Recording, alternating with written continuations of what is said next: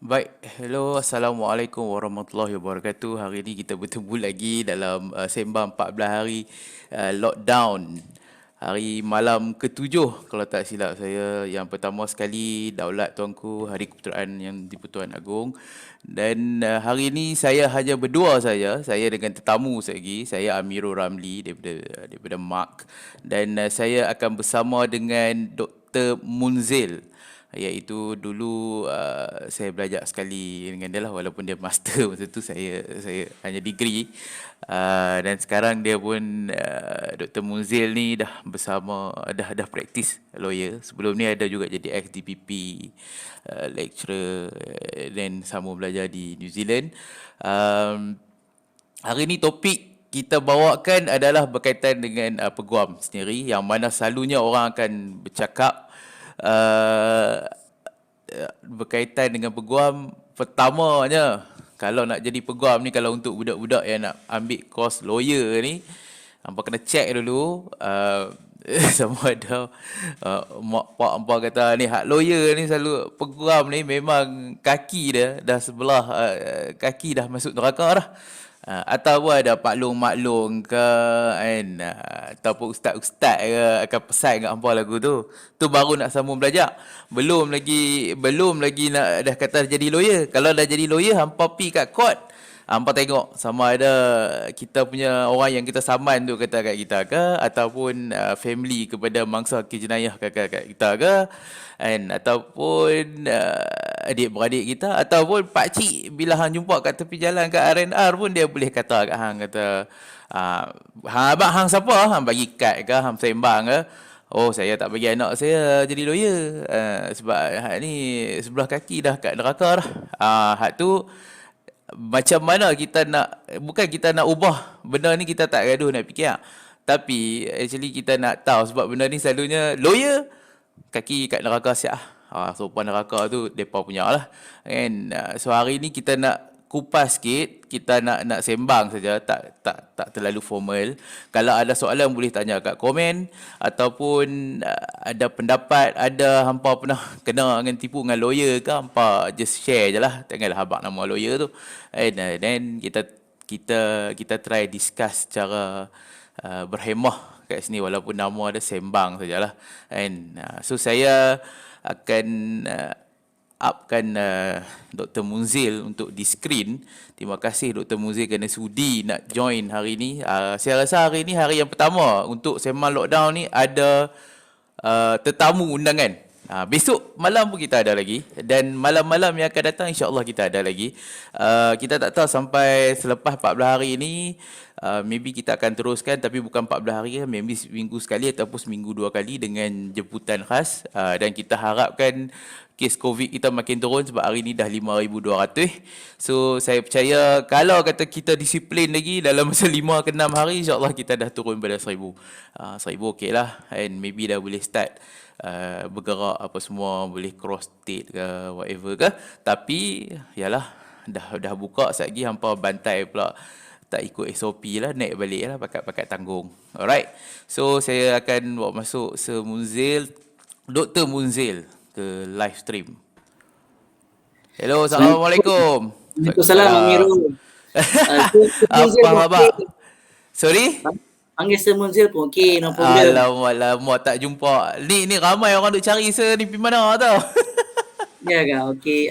Terima kasih kepada Mak Community Al-Falah Wealth and Duriah Al-Laili kerana saya first time tetamu jemputan pertama.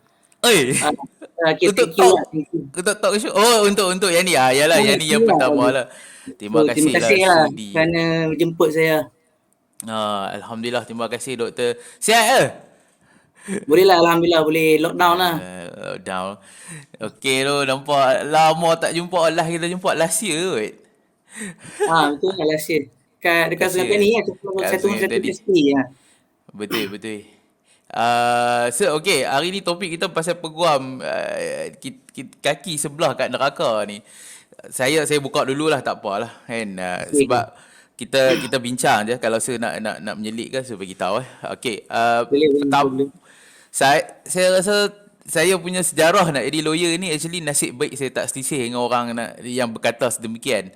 Maksudnya bila saya kata saya bagi tahu nak jadi lawyer pada cikgu saya, pada orang tua saya, dia pun tak pernah kata yang ni hang duk pi jadi lawyer, hang tempah neraka siap-siap ah. Pintu masuk pertama hang dah tempah dah. So saya lega tak lalu benda tu. Saya lalu hanya apabila saya dah start jadi lawyer.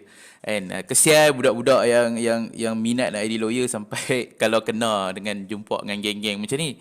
And lepas tu bila saya start belajar apa semua, dah masuk degree law di UKM, Universiti Kebangsaan Malaysia, dia isu tu pun dia slow-slow baru nak main, tapi actually dah terjawab dah pun. Bagi saya puas hati. Selagi mana kita ni manusia, bukannya bergantung pada profession, bukan gantung pada hang tu kerja apa. Kalau hang jadi cikgu pun, kalau hang cikgu yang tak menjalankan amanah pun, hang kemungkinan akan ke sana. Kan? Betul, betul. Kalau hang jadi lecturer pun, kemungkinan kalau hang buat kerja tak betul pun, hang bias ke, student lawa hang bagi markah tinggi, hak tak lawa hang bagi rendah ke, whatever ke, pun still hang akan menghala ke arah sana. Kita Tapi dipegang macam amanah. kalau saya boleh cerita pengalaman saya sendiri secara peribadi, dulu waktu saya lepas XPM, bila saya cakap kat member kata saya nak belajar law, memang ada pandangan sinis tu lah. Tahun bila saya tu? pun tak payah abang saya sekolah kat mana, tapi member lah Tahun. tahun 2001. So lepas Okay. SPM 2001, nanti orang fikir umur saya berapa. Alah. So member yang memang macam bila cakap dekat depa ramai nak pergi, ada nak jadi doktor lah, nak jadi engineer lah kan. So saya kata saya mungkin nak ambil law, so diorang pun memang dah dulu lagi dah cakap benda-benda macam ni lah. So bagi saya persepsi masyarakat, tapi sebenarnya yelah macam Amirul cakap lah, dia bergantung pada individu kan. Individu tu sendiri, sebab kalau kita tengok, bagi saya nampak kalau siapa yang ambil kursus perundangan yang nak berkecimpung dalam bidang perundangan ni, saya rasa satu fardu kifayah bagi saya sendirilah. Sebab kalau kita ambil contoh dekat Malaysia ni, contoh UIA, Faculty of Law, UIA Universiti Islam Antarabangsa, dia pun ada program law untuk civil dan law syariah. Law of kuliah of laws. Kuliah Mak Ibrahim. And then recently, Mak Ibrahim. 2 hari lepas, USIM pun baru recognize. Dia punya degree dah recognized by Legal Professional Qualifying Board. LPQB dah recognize lah. So sama juga USIM pun program dia syariah and law. So nak kata profession ni tak menepati Islam tu tak kena, tak betul bagi saya. Sebab memang kita ada dua fakulti Universiti Islam Antarabangsa dan Universiti Islam Sains Islam. Yang dah ada fakulti undang-undang yang memang ada program untuk prepare pelajar jadi undang-undang peguam sivil dan peguam syariah. Syariah compliance lah. Compliance lah. So okay, over to you lah Amirul. So mukadimah lah, saya cerita pengalaman Amirul cerita pengalaman Amirul, saya pun cerita pengalaman saya. Memang ada stigma lah, macam pandangan sinis lah kawan-kawan dulu lah. Memang saya rasa lama dah lah benda macam ni jadi. Tapi ada macam orang dia memang saya tak tahulah benda ni jadi sebab saya biasa pergi sembahyang Jumaat, biasalah hari Jumaat. Masa tu belum Covid lagi. I think 2016 2015, sebab masa tu saya duduk office lama. So saya ada pergi satu masjid tu. Memang dalam khutbah tu pun bantai lawyer juga. Lawyer ni ahli neraka lah, membuat SMP lah, membuat kes jenayah, membela punya. Saya pun, kita nasib baik satu sembahyang tak pakai tie. Kalau pakai tie orang tengok lah. Tapi jadi macam pelik lah. Oh ya, takkan nak menerapkan macam ni dalam pemikiran. Tapi bukan saya nak memfitnah masjid tersebut lah. Tapi kalau dia dapat tahu benda macam ni, kita nak perbetul persepsi dia. Maybe dia kena tipu dengan lawyer ke,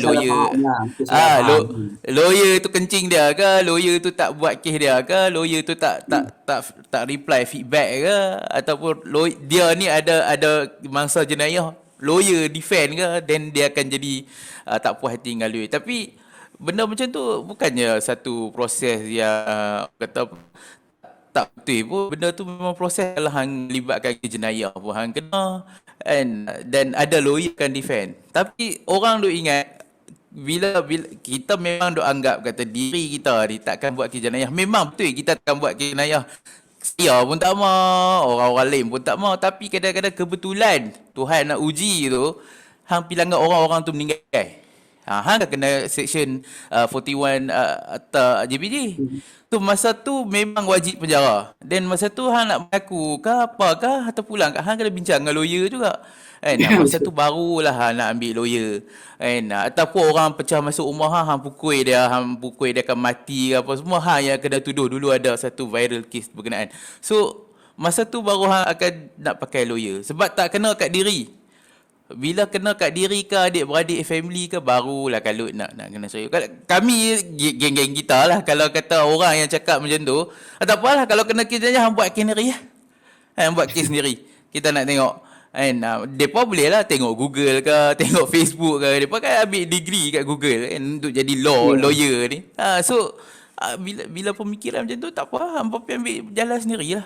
Sebab saya rasa kebanyakan mungkin masyarakat dia macam tak faham bidang perundangan tu secara depa macam dia macam agak jagalah. Saya pun kalau kita pergi mahkamah, katakanlah mahkamah majistret, kalau orang tak biasa takut juga saya rasa. Sebab kita dah biasa, kita tak ada masalah kan. Dia dengan suasana semua, tapi mungkin perlu banyak lagi exposure. Sebab kalau ni pada pandangan saya lah, saya memang bidang dulu saya bidang akademik saya, bidang saya memang lebih kepada macam kajian jenayah lah kan. Saya macam buat research untuk pastikan sistem tu boleh improve supaya keadilan tu lebih terjamin kan. So kalau kita tengok sejarah dalam tamadun manusia ni, dia mesti ada sistem untuk selesaikan masalah. So maknanya kalau ada masalah berlaku dalam masyarakat antara one individu to another, dia mesti ada sistem untuk selesaikan masalah tu. So sebenarnya peguam ni hanya sebahagian daripada sistem tu saja. Dia bukannya seorang yang run the show tu semua, sebahagian dari sistem. Sebab kalau kita tengok, kalau saya nak share sejarah zaman dulu, zaman-zaman Dark Ages kat Europe kan, dia ada satu istilah dipanggil trial by torture tau. Saya betul macam ni, kalau lah contoh ada seorang tu dituduh buat salah dalam masyarakat, okay, so nak tahu dia ni salah tak salah, kita seksa dia dulu. Contohnya jalan atas api. Kalau dia selamat, survive, maknanya dia tak bersalah. So sistem macam tu memang sistem dululah, zaman-zaman jahiliah, zaman-zaman medieval age dekat Europe tu. So sistem yang bila manusia semakin moden dan bila Islam pun datang ke muka bumi Allah ni, kalau kita tengok memang sistem keadilan tu memang lebih teratur lah. Maknanya bukan senang-senang boleh jatuh hukum orang tu. Jadi peguam ni adalah sebahagian daripada sistem keadilan. Macam mana untuk kita settlekan masalah antara masyarakat sebenarnya. So just to share lah sebenarnya. Mungkin orang tak faham, bukan peguam ni dia yang jahat, bukan. Dia macam pemudah cara tau, pemudah cara. So saya rasa Amirul boleh share experience lah. Bagi saya, kalau saya pergi court, baik ada peguam daripada saya seorang-seorang cakap depan court tu lah. Cakap merapu lagi panjang kena bantai pula dengan magistrate. Okey, dia kalau saya melihat pada kes jenayah, so selalunya peguam ni memang hadir untuk kes jenayah. Dia bukannya tugas kami untuk macam tu. Tugas adalah di pendakwa raya untuk membuktikan kes beyond reasonable doubt. Bukan kami. So maksudnya kalau kata kes tu hang pi dan orang bukti tu tak sampai cukup tahap yang meyakinkan, melebihi keraguan munasabah, tak boleh nak sabit. So kami ni adalah untuk test sama ada bukti cukup atau tak.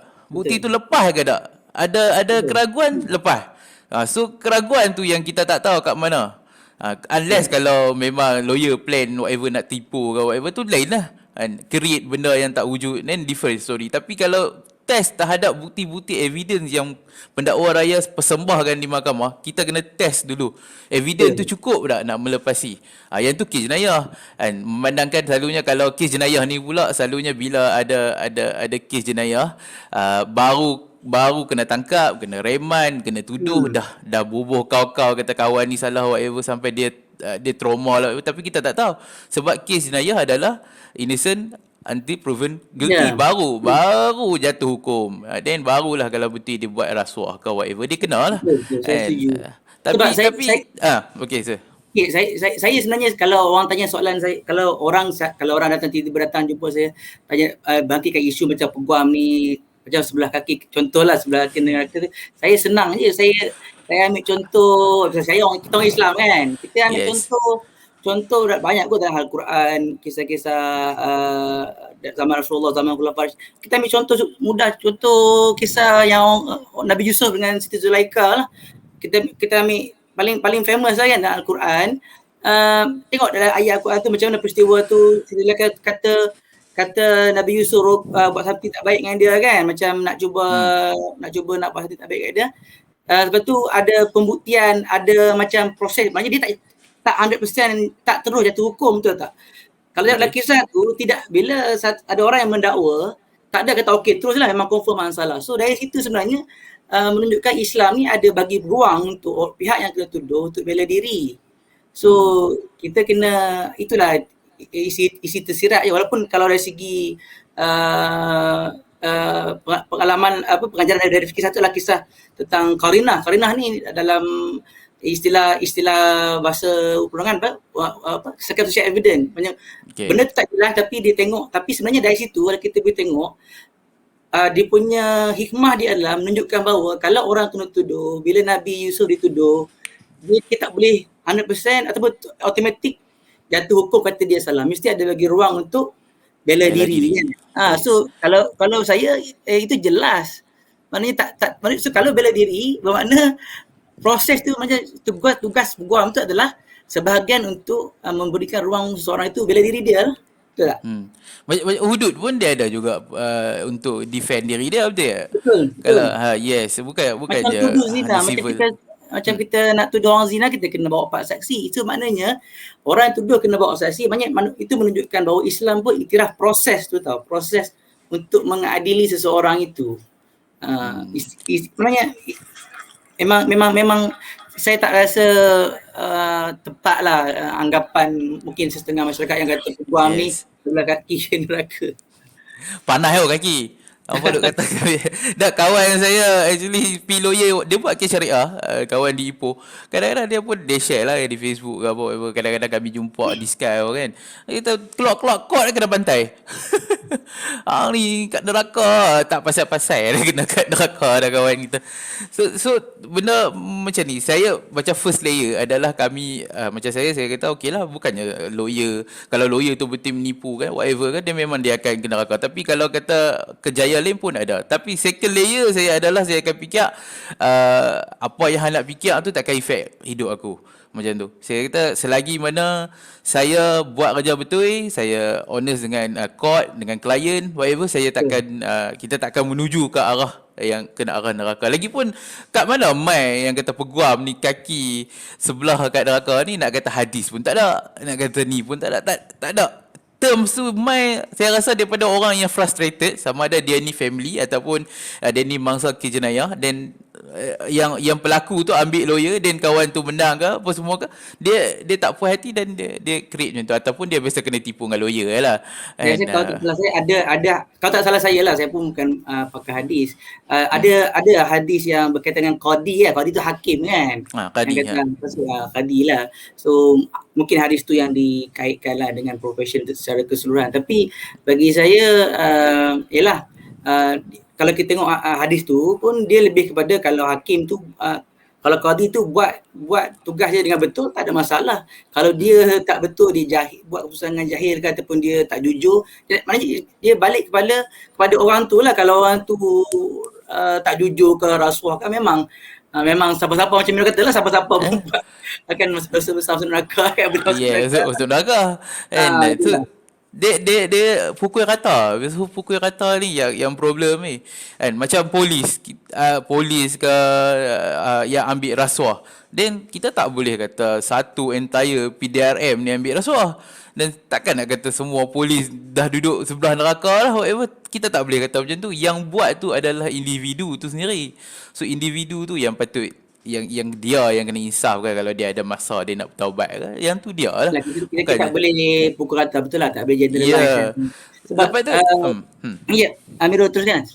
Sebab uh, saya nak cakap satu benda kan, contoh saya nak share lah dekat banyak dalam sejarah dunia moden dan silam, banyak orang yang jadi mangsa dihukum ni, sedangkan dia tak bersalah. So tugas peguam tu salah satunya adalah untuk macam cakap lah, untuk pastikan ada bukti yang cukup, ada bukan bukti tu bukan dibuat-buat, supaya kalau orang tu bersalah tak apa, kalau kita dah cuba untuk membela, kalau dia betul-betul bersalah, memang dia tak boleh defend lah macam mana pun kan, betul tak? Kalau bukti tu terlampau jelas, defend macam mana pun, yes. mahkamah akan jatuhkan hukuman. Cumanya peguam bela ni tujuannya kita bagi hak dia untuk membela, sebab kalau kita jatuh hukum tanpa bela, tak, itu bagi saya bercanggah lah dengan ketamadunan lah. Kita tak boleh, sebab apa, ada famous quote lah, tapi ini dari civil law. Dia kata kalau undang-undang tu kita bagikan setiap individu yang laksanakan, habis lah, semua orang boleh buat ikut dia sendiri lah. Tak puas hati terus pergi bantai. Jadi macam dalam sistem moden dia mesti ada satu sistem. Sebab kalau macam dekat overseas, banyak memang sejarah terbukti. Banyak kes, contoh kalau siapa berminat boleh type Innocent Project dekat USA. Di mana sejak dari tahun 80-an sampai sekarang ada lebih kurang 375 orang yang dia dah pergi bicara, dah jatuh hukum, tapi bila dia siasat balik kes tu, dia tak bersalah sebenarnya. Dia adalah macam mana tu? Dia dah bicara habis dah habis bicara, dah habis rayuan, tapi bila ada bukti baru, contohnya guna teknologi macam DNA, tiba-tiba tunjukkan, oh dia tak bersalah, orang lain yang buat, bukan dia. Darah tu bukan dia punya. So benda tu memang berlaku. So dalam arti kata lain, dia lebih kepada apa? Kita kena cubalah supaya kita punya proses keadilan tu sekurang-kurangnya berjalan, tahu tak? Kalau tak buat langsung, kalau terus hang salah, kita jatuh hukum lah, hang macam mana tu? Yang DNA tu boleh explain sikit. Tu bahagian saya buat research tu kan? Ya betul. Saya punya thesis saya PhD, dia macam DNA for instance, dulu tahun 85 kat hujung 80-an baru wujud teknologi DNA tu. Jadi kalau siapa-siapa buat jenayah yang sebelum tu, tak ada teknologi tu. Contoh kalau kita jumpa darah dekat tempat jenayah kan, kita boleh test DNA. Tapi itu yang banyak jadi kes yang saya kata dekat US ni, kes yang lama-lama, bila dia siasat balik, rupanya bukan dia ni bersalah, orang lain. Darah tu milik orang lain, DNA tu tak tunjukkan DNA dia. So itu saya nak menunjukkan bahawa walaupun masih lagi ada orang kata salah laksana keadilan lah, miscarriage of justice, sebab kita manusia tak perfect.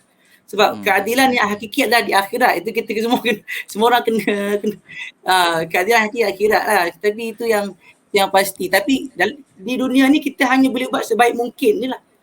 Sebaik mungkin, the best. So macam kes hudud, saya pun ada buat kajian juga dulu pasal Karina, saya kata tu kan.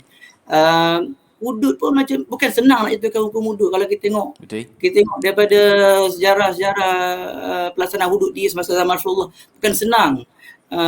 Kebanyakan begitu ketat lah. Maknanya kalau betul-betul terbukti, contohnya bila ada pelaku yang mengaku salah, yang dia bersumpah dia salah, maknanya bukan senang kita nak jatuh hukum. Maknanya Islam pun membenarkan seorang itu membela diri lah sebenarnya. Sebab kalau tak macam tu, macam menuduh perempuan zina, kena bawa saksi kan, macam tu.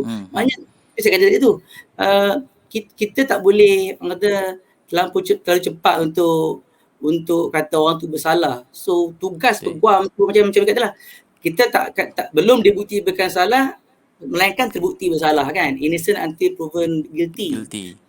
Jadi kita kena bagi allow proses. So Saya itulah saya over tu Amirul lah. Dah banyak cakap ni. Tak apa, no problem, no problem. Lagipun saya pun fikir dia dalam kerjaya lawyer ni bukan hanya lawyer jenayah aja, dia banyak lagi lawyer civil ke. Ya, betul lah. Lepas tu lawyer convey ni buat jual beli Okey, rumah. saya rasa Amirul boleh terangkan apa beza kalau biasa orang kat Malaysia pergi legal firm, dia akan nampak dia bukan macam peguam bela dan peguam cara. Apa beza? Mungkin Amirul boleh explain tu. Amboi. Kalau Bukan bela. Bukan bela ha, dia buat kes jenayah betul. Bukan cara mostly untuk civil ataupun Betul untuk lah. Sebenarnya convey. betul. Saya nak beritahu peguam ni bukan hanya jenayah saja. Jangan tengok jenayah saja. Peguam ni terlibat dalam berbagai-bagai urusan seharian kita lah kan, betul tak? Macam Betul.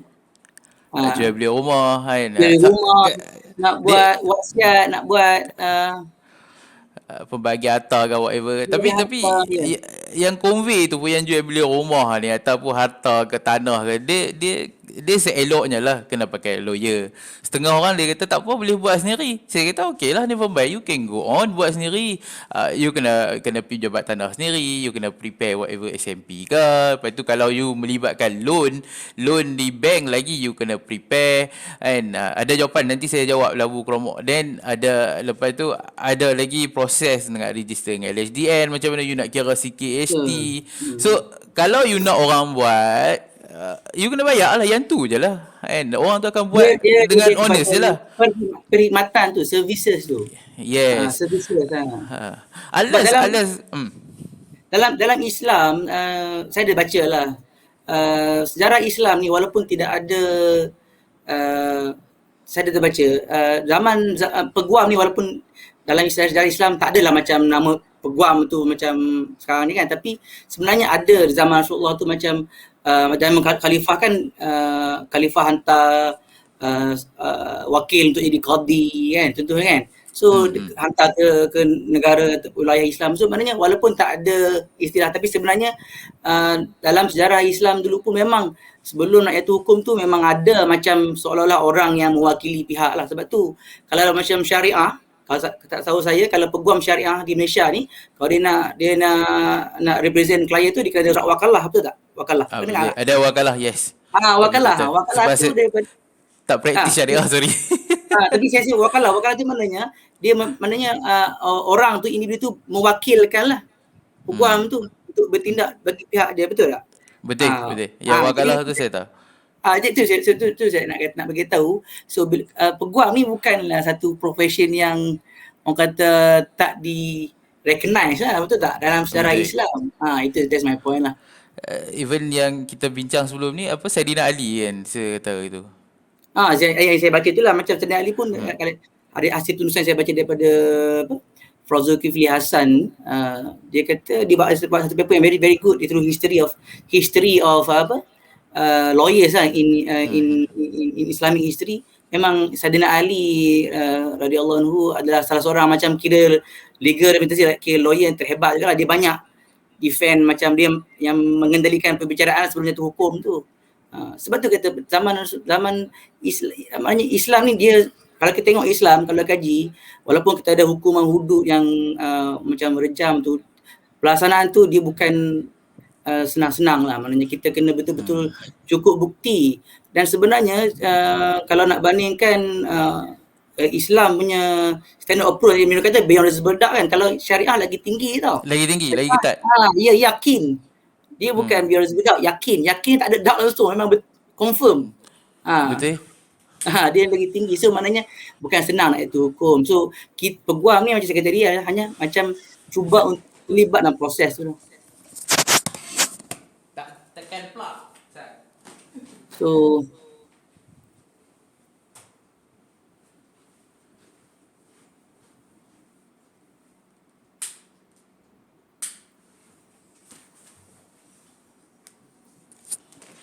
sorry. Saya tengok plug Ustaz. Okey dah sambung. Lupa kata tak charge.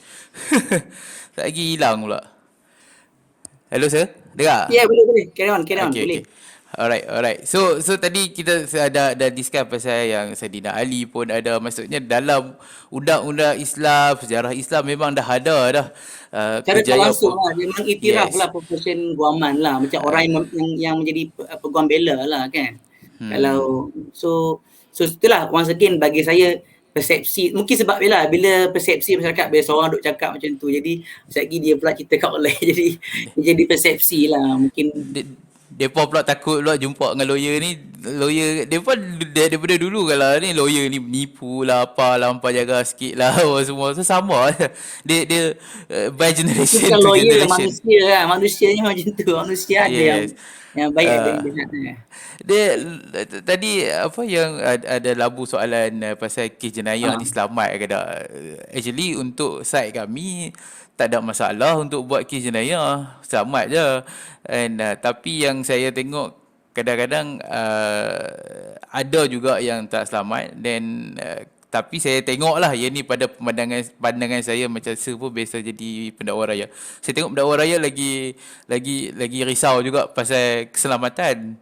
Sebab contohnya mendiang Kevin Morais pun dulu I think 2016 ke 2017 pun kan dibunuh kan. Then banyak juga yang berhadapan. Saya rasa kalau peguam maybe less, tapi kalau untuk pendakwa raya dia tinggi lagi dia punya keselamatan dia. Yang tu yang saya pandang lah pada jawapan untuk Labu Kromok. Macam mana sir? Saya rasa tengok macam mana. Sama je. Keselamatan. Saya tu pun tak berani jawab soalan ni sebab saya rasa macam kalau di pihak pendakwa raya pun saya percaya pihak kalau macam ada kes-kes yang sensitif biasanya memang pihak polis akan bagi kalau macam biasa kita penjawat awam kan biasa je kalau Yes. Dia menjawab. kalau ada terancam kita report lah kepada pihak berkuasa, tapi bagi saya tak ada macam itu, bagi saya itu mungkin isolated cases lah kan. Yes. Yang untuk itu sebab saya pun tak biasa lagi berhadapan benda-benda nak kena ancam dengan klien ke dengan ada opponent ke, tak pernah ada pun.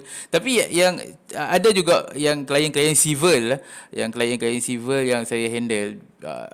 Saya adalah plaintiff. So plaintiff ni orang yang bawa tuntutan ke mahkamah. So kita issue saman kepada another party, orang individu ke company ke, untuk dia jawab tuntutan tu. Tapi bila klien saya, dia akan sebut okay lah, saya rasa case dah strong, fact on our side, dokumen pun ada documentation. So bila kita file, kawan tu appoint lawyer, the defendant appoint lawyer. So bila defendant appoint lawyer, dia main kat saya, dia kata bukti semua dah ada pun mengaku je lah kan, awak nak kena appoint lawyer. Saya kata kat dia, saya kena jawab lah. Saya kata kita yang tuan bagi kat saya ni adalah side story kita saja. Dia ada side story dia. Kita nak jawab tu, kemudian yang story dia cerita balik kat kita tu, kita yang kena reply balik. So kita reply lah based on our fact balik. Kita reply based on our document balik, whatever proof yang kita ada. So kita tak boleh kata kat dia, hang ambil lawyer buat apa, hang dah tahu hang memang hang kami tuntut saman kat hang bayar lah. Tak boleh kata macam tu. And dia ada jawapan dia. Dia ada side of coin dia yang sendiri dia nak explain. So takkan dia nak buat sendiri. So dia akan appoint lawyer juga kot mana pun. Hak untuk bersuara lah. Maknanya kalau A boleh cakap macam ni, B pun boleh kita versi dia. So tu pulang pada pihak mahkamah lah untuk tentukan. So memang banyak peristiwa kalau kita tengok macam saya kata tu lah, macam bagi saya benda dia berbalik pada macam contoh, kalau kita kata kita ada hak untuk bela diri, so orang lain pun sama juga, takkan kita seorang aja kan, betul tak? Jadi kalau kita boleh kata bagi kita kat kita aja, macam okay, kalau saya tuduh orang, so dia pun ada hak untuk, so sebab kita sesama manusia kan, sebab manusia kalau dalam istilah perundangan sivil dan perundangan Islam sama manusia, betul tak? Arah manusia sama, equality before the law. Beza adalah amalan saja. Sama juga. Beza amalan je.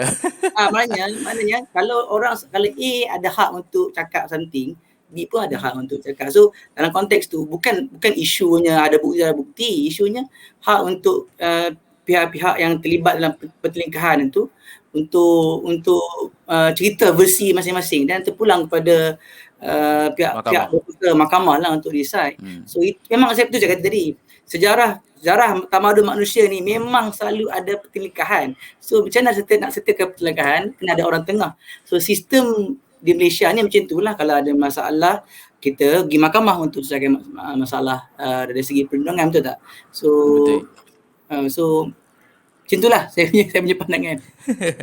So kalau kata orang kata satgi orang kata duit tak halal lah apalah macam-macam lah bila dia kata masuk neraka ni. So macam apa dia depend juga pada peguam tu. Lawyer tu ada juga kes yang main kat saya dia kata tuan boleh settle under table ke bayar siapa-siapa. Saya senang saya kata yang tu saya tak buat. Saya hanya akan tulis surat rap saja. Kan lepas kata kita dapat documentation daripada pendakwa raya apa 51A tu baru kita tulis surat. Surat tu hantar kepada DPP dengan KUP lah kan, ketua pendakwaan, ketua unit pendakwaan. So yang tu kita tulis surat je lah kan. Kalau nak pi go beyond that saya tak ambil. Saya kata yang tu saya tak buat. You kalau ada Itu dah orang ni you salah bikin. lah. Itu dah menjadi satu kesalahan lah. Yes, saya nak PP, saya tak mau. Saya kata whatever you nak bayar ke, saya kata yang tu bukan saya punya style.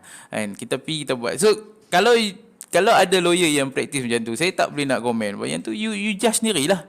Kan? Macam saya kita kalau dia jadi tak adil pada pihak yang mangsa ke whatever ke kan. So pada saya benda tu barulah kalau hang nak label dia tu terpulang dengan hang lah kan. Kita tak buat je senang cerita.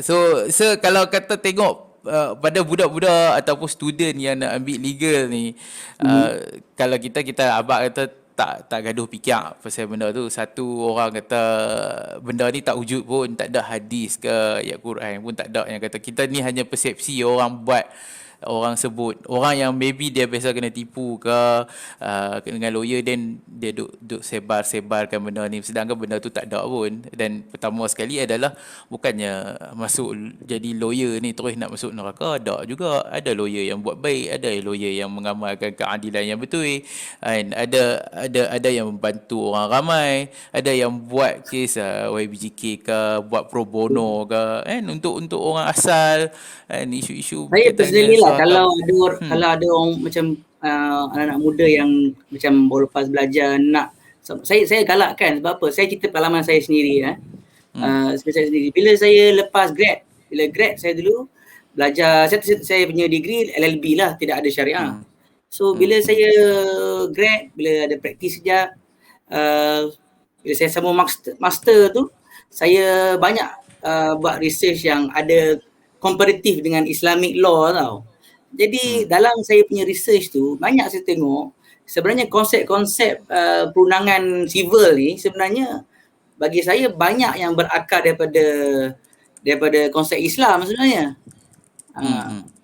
Sebab kalau kita lihat, sebab Islam tu kan, kalau kita Islam itu dia pencetus ketamadunan, dia yang betulkan balik ketamadunan manusia daripada zaman jahiliah kan. Banyak konsep-konsep tu sebenarnya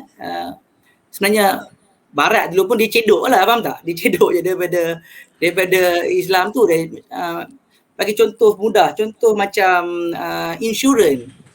Insurans sebenarnya, saya pun dulu ada buat master, saya dah belajar sikit lah tentang finance. Insurans tu sebenarnya konsep takaful. Takaful tu pedagang Islam yang invented benda tu.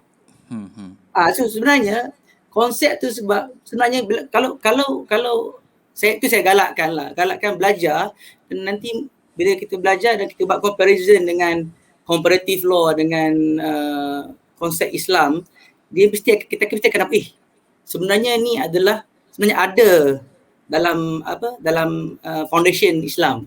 Saya bagi contoh mudah lah, macam DNA. Kalau saya kata DNA tu sebenarnya Rasulullah pun dah pernah kata boleh dianggap sebagai bertitik tolak daripada Rasulullah punya zaman lagi. Story saya itu. Sikit lah contoh dalam zaman Rasulullah pernah jadi isu nak tentu nasab anak siapa tau. So nasab ni tak tahu anak siapa. So gunakan Qiyafah. Qiyafah ni tengok perbandingan rupa. Sama rupa ke kan. Sebenarnya itu adalah DNA sebenarnya. Sebab DNA ni adalah similarities. Kalau macam kita sebagai anak kan, kalau kita check DNA kita dengan check DNA mak ayah kita, separuh DNA kita mesti daripada mak kita, separuh daripada ayah kita. Kromosom. Sebab tu kadang-kadang kita ni ada separuh muka mak, separuh muka ayah, betul tak? So dari situ lah saintifik, oh sebenarnya ke DNA itu adalah konsep dia adalah perbandingan. DNA profile tu sama dengan A sama dengan B, macam tu lah. So, oh sebenarnya benda ni sebenarnya bukanlah benda baru. Faham tak? Saya nampak benda baru, maknanya perbandingan dia seperti kita boleh kata sebab sekarang ni DNA pun orang guna untuk tentukan nasab, tentu anak siapa ayah anak bini ke, kata anak luar nikah ke, dia gunakan DNA. So maknanya benda tu dah lama dah. Semuanya lagi bila ada teknologi lagi canggih, kita lagi berkembang lah. Lagi upgrade lah. Tapi konsep tu sebenarnya sama, asal tu sebenarnya sebab kita kena percaya benda tu lah. Sebab itu pengalaman saya. Saya kata kalau sebab saya suka sejarah lah. Sebab lawyer memang suka sejarah. sebab sebenarnya macam yang saya kata tadi, nak sistem perundangan tu ada banyak fasa. Zaman dulu, zaman Dark Ages, zaman kan pernah ingat tak zaman yang dalam filem zaman Dark Ages, zaman Robin Hood tu kan. Macam zaman cerita vampire zaman dulu, Dracula kan. So zaman Dark Ages tu sistem perundangan tu berbeza tau. So lama-lama manusia kata tak boleh ni, macam saya kata lah, macam dulu trial by torture, hang torture lu, hang balun lu orang tu, kalau dia tu survive tak mati, maknanya dia tak bersalah. So benda-benda ni bila tamadun makin meningkat, especially bila macam ada datang agama Islam, so dia jadi kita manusia lagi lebih tamadun tau. So sebab kita manusia ni memang tak boleh lari dengan undang-undang kehidupan harian kita. Saya sebenarnya simple je. Kalau orang tanya kan, boleh bagi tahu tak ada tak satu benda dalam dunia seharian kita ni tak ada kaitan dengan undang-undang? Macam ada tak? Tak ada. Kita duduk rumah gajikan itu. Yes.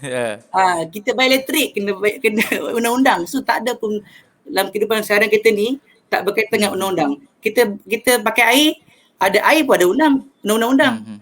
Siapa yang menguruskan air tu tak? So penting lah bagi saya, kalau pakai tak mau jadi lawyer, siapa yang nak menguruskan ni? Waktu saya kata pada kifayah tu. Right. Okay, yang kita sentuh sikit lah berkaitan apa beza pendakwa raya dengan peguam kan. Walaupun kita belajar benda yang sama, degree law dan grad. Kalau you buat master tu ialah depend lah. Pendakwa raya ni orang yang mendakwa, dia mewakili bangsa selalunya.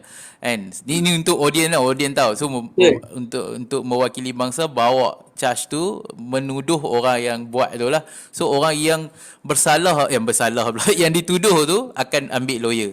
Yang tu yang lawyer tu baru kami masuk macam. Lawyer ni kebanyakan private lah. Private yang peguam bela, peguam cara yang you nampak dekat lot kedai ke apa semua. Then yang pendakwa raya ni adalah public servant, orang yang kerja dengan government. Yes. Kerajaan. Lepas tu banyak lagi, kalau you duduk bawah pendakwa raya pun banyak lagi jabatan dia, kementerian dia kan. PO untuk kementerian ni, PO untuk kementerian ni, BNM ada PO dia sendiri. So banyak lagi bezanya. Kalau lawyer pun ada beza jugalah. Lawyer buat jenayah ke, buat civil ke, buat convey saja ke, convey pun pecah pula. And ada yang jadi corporate lawyer, ada yang join in-house, yang masuk jadi lawyer, legal advisor dalam company. And so banyak cabang, banyak laluan. Bukannya you keluar jadi lawyer terus nak jadi peguam jenayah. Tu tak semestinya. Maybe dalam setahun 2 tahun baru you tahu apa you nak buat, yang you nak fokus bahagian mana, you nak expert. Kalau bila kita belajar di peringkat universiti, kita pelajar tu akan diajak semua bidang lah. Semua bidang. Jadi bergantung pada individu lah, dia minat ke arah mana. Ada yang minat untuk kerja dengan bank, buat banking kan. Banking. Ada yang minat kerja macam pendakwa raya, macam jenayah atau peguam bela. Ada yang minat macam conveyancing. So banyak, luas lah. Macam sekarang ni antara bidang yang bagus adalah bidang macam IP tau, intellectual property tu. Itu benda yang baru, dulu tak ada. Sekarang ni Pattern. dulu 30 tahun dulu mungkin tak sehebat sekarang. Sekarang ni benda tu penting. Macam segini mark ni MRC logo ni IP. Oh, dia ada lagi satu yang baru kat fintech, melibatkan financial Fintech, dengan tu. yes. Yes, Itu penting. fintech. Banyak juga ada kawan-kawan lawyer yang lain yang kalau kata ada, then kita akan team up dengan depa. Macam IP saya ada favorite kawan saya yang memang dia buat, dan macam untuk fintech ada juga kawan yang saya rasa saya boleh percaya dengan dia sebab kita dah kawan lama untuk bawa kes tu sekali. Kes dia bukan kes lah, selalunya untuk set up fintech macam mana you nak buat ICO lah selalunya.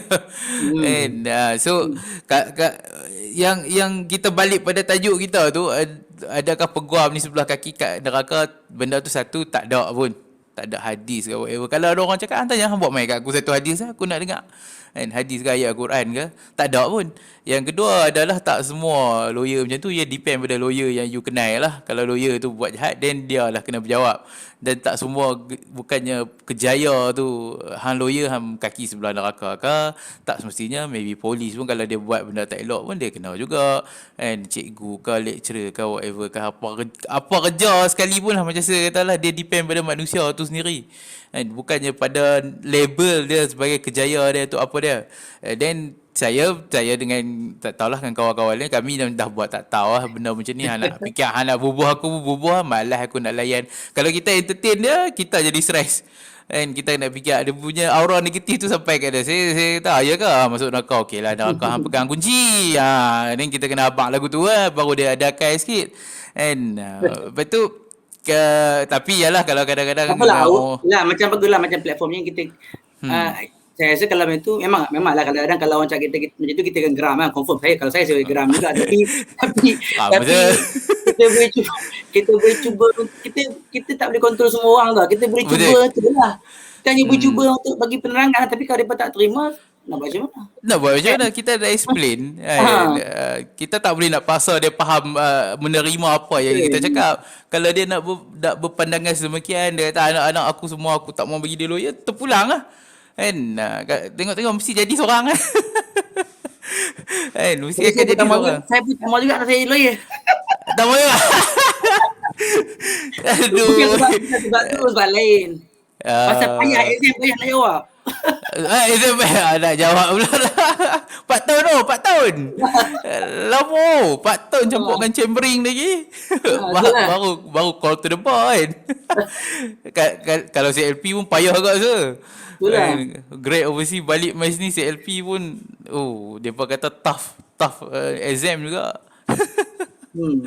And so kita punya, orang kata kita boleh wrap up lah benda ni. So kalau ada siapa-siapa nak jadi lawyer ke, anak-anak dia lawyer ke, adik-beradik dia lawyer, so tak payah risau lah. Sebab kadang-kadang bukan dia nak jadi lawyer buat kes jenayah, maybe dia nak ada buat benda lain kan. Maybe syariah dia minat, ataupun dia macam kawan-kawan kalau dia bercerita, kadang-kadang dia tengok kes dekat news ke, dia trigger dia nak jadi lawyer. Ada yang tengok kes yang orang asal yang kena tindas ke, hak dia pun dicabuli ke, daripada situ dia teringin nak jadi lawyer. Betul. Kebanyakan lawyer-lawyer yang hebat di seluruh dunia macam itulah. Dia inspired berdasarkan pengalaman hidup masing-masing. Macam hak asasi ni. Peguam syariah kan. Orang kata, kalau orang kata peguam ni tak bagus, peguam syariah lagi penting. Banyak kepentingan peguam syariah, macam contoh nafkah anak tak dapat, apa hak penjagaan. So adakah mereka juga boleh dianggap apa kaki neraka? Macam saya tak rasa begitu. Sebab tu saya kata benda tu macam tadi lah, macam keperluan fardu kifayah. Sebab bagi saya Islam tak pernah halang profession guaman ni. Sebab tu tak ada pun kata larangan, kata tak boleh jadi guam. Tak ada. Ya, so bagi saya pegang tu je lah. Yang penting kita cuba buat terbaik lah. Kita cuba terbaik. Jangan buat macam tadi lah, jangan makan rasuah, jangan buat benda yang tak betul Jangan naya orang. Macam tu. Naya orang kalau tak di lawyer, jangan mengaku di lawyer. Tak lawyer, saya memang kenapa saya nak make law, sebab saya memang suka defense orang ni lah masalah jenayah sebab Kes saya dari jenayah. dulu sebab saya research saya lebih kepada tu sebab bagi saya sebab saya tengok kalau tak ada orang defend tak ada langsung ruang dia untuk cerita versi dia, faham tak? Kadang-kadang kita kena bagi ruang because sebab kita tak boleh anggap bila seseorang itu didakwa automatik dia bersalah. Itu satu bagi saya kezaliman lah kalau kita anggap macam tu. Betul. Sebab dia macam tak apa ni kita sembang ni kan. Dalam istilah law dari segi dia ada dua istilah panggil factual innocent or factual guilty. Factual innocent or legal innocent. Ataupun itu tak payah ni kepala. Tapi sebenarnya simple je. Kalau sesiapa yang didapati bersalah di mahkamah sebenarnya kita boleh anggap sebagai legally guilty. Apa maksudnya? Dari segi undang-undang dia bersalah. Sama ada dia bersalah dari segi fakta, dari segi hakikinya itu akhirat lah. Betul tak? Yes. Sebab legally guilty. Kes dia depend pada nak sabit tu depend pada elemen tu penuh ke tak. So Yes. sebab contoh jenayah ni selalu jadi jenayah sebab saya rasa yang orang kata yang sebelah kena lebih banyak kepada jenayah kot. Jenayah ni selalunya berlaku tak ada orang siapa nampak. Betul tak?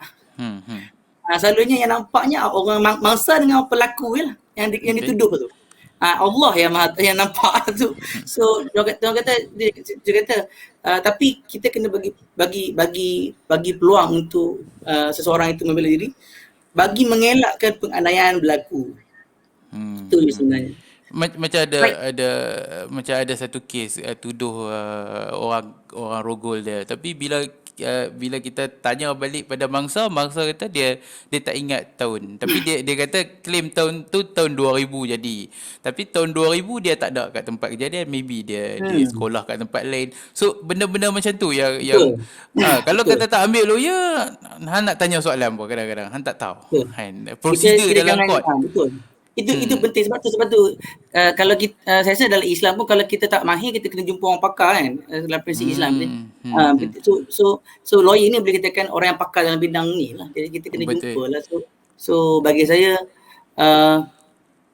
belajarlah kalau siapa minat masuk lawyer no problem. You consult. Lepas tu kadang nak chambering boleh bagi tahu. Buat chambering mesti Amirul lah. Boleh. Consult je lah kan. Macam contohnya dulu masa ni kita back tak ada dari kita almost dah habis dah. Dulu masa saya nak start masa saya start nak jadi minat di lawyer tu masa saya form 6 and bukan masa SPM. SPM teruk. So masa tu science stream, then science stream saya tak boleh nak sambung belajar di Nifty ataupun di Politeknik untuk ambil nak ambil subjek sains tak boleh langsung sebab all the science subjek semua cangkui so saya masuk fungsi sama so kita masuklah fungsi kat situ kita duk fikir best lah fungsi rugi sebab tak buat satu tajuk yang fungsi ni kalau orang masuk orang kata tak ada masa depan yang tu paling meluat sekali and masa zaman saya lah and dia kata makcik-makcik lebih kurang sama topik hari ni makcik-makcik kata tak ada masa depan ni apa ni kan lepas tu then saya kata apa aku nak buat ni masuk fungsi dan masa tu baru kita start ada lawyer buat background legal so daripada situ saya daripada STPM saya dah target dah saya nak ambil law.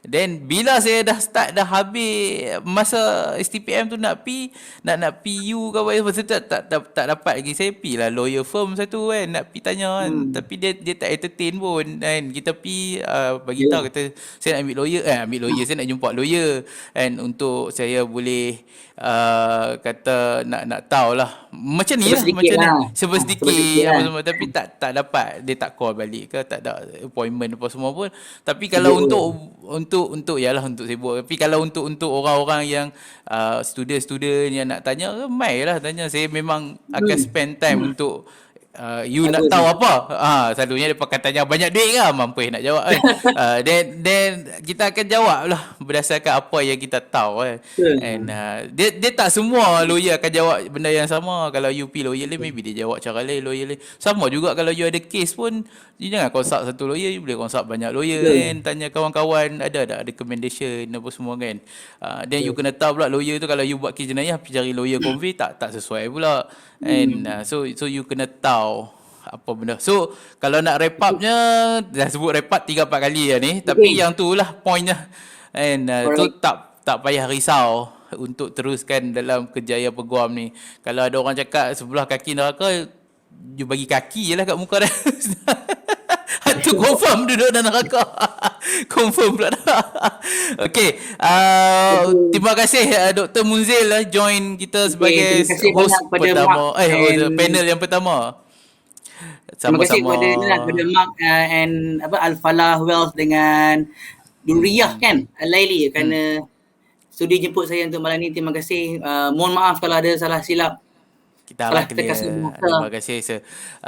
Lepas tu untuk besok kita ada satu topik lagi, ekonomi orang Melayu apa kurangnya pukul 9 juga. Esok saya ada panel yang lain. So kita mohon berundur dah pukul 10 lah. And terima kasih banyak-banyak.